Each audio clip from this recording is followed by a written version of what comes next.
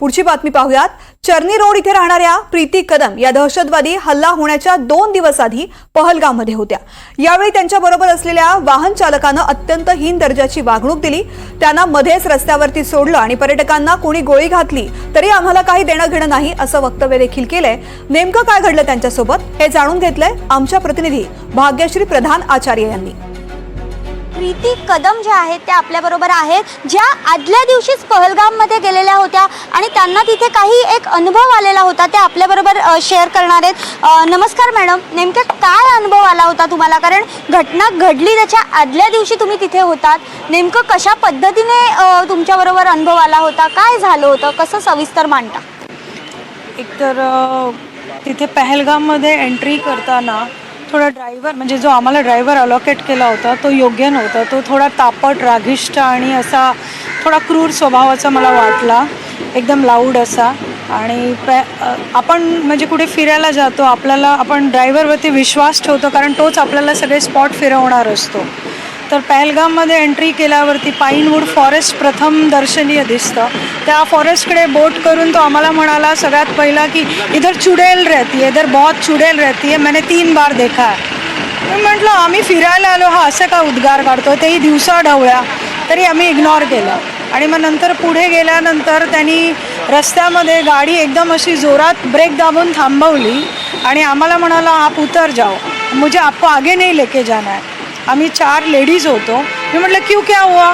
नहीं आपको नहीं लेके जाना है, आप यहीं पे उतर जाओ। म्हणून त्यांनी रागाने त्याच्या म्हणजे गाडीची डिक्की उघडली आणि आमचं सामान खाली काढलं पहलगामला आणि तो म्हणाला मैं आपको नहीं लेके जाऊंगा, मुझे मेरा पैसा दे दो।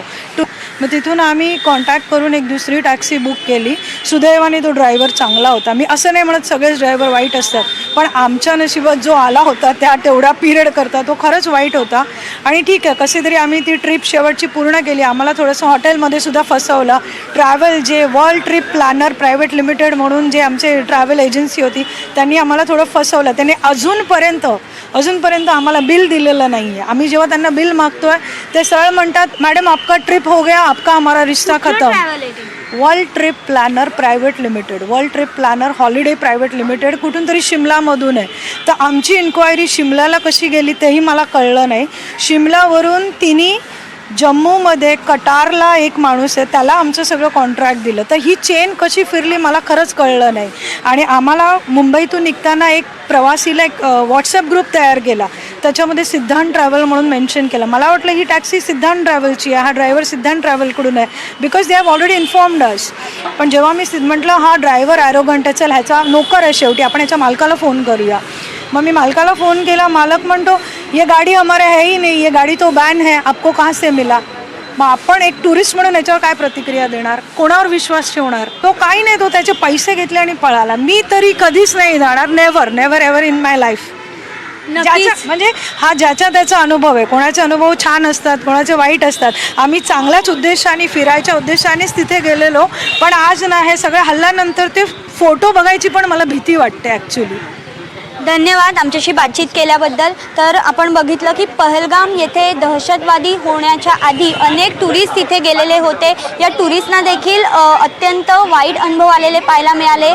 या प्रीती कदम यांना तर अक्षरशः असं सांगण्यात आलं की आम्हाला टुरिस्टला कोणी गोळी घातली तरी आम्हाला त्याचं काही देणं घेणं नाही। त्यामुळे या सगळ्यांवर देखील आता कारवाई होणार का हे बघणं देखील तितकंच महत्त्वाचे ठरणार आहे। व्हिडिओ जर्नलिस्ट अरुण पेडणेकरसह मी भाग्यश्री प्रधान आचार्य, NDTV मराठी, मुंबई।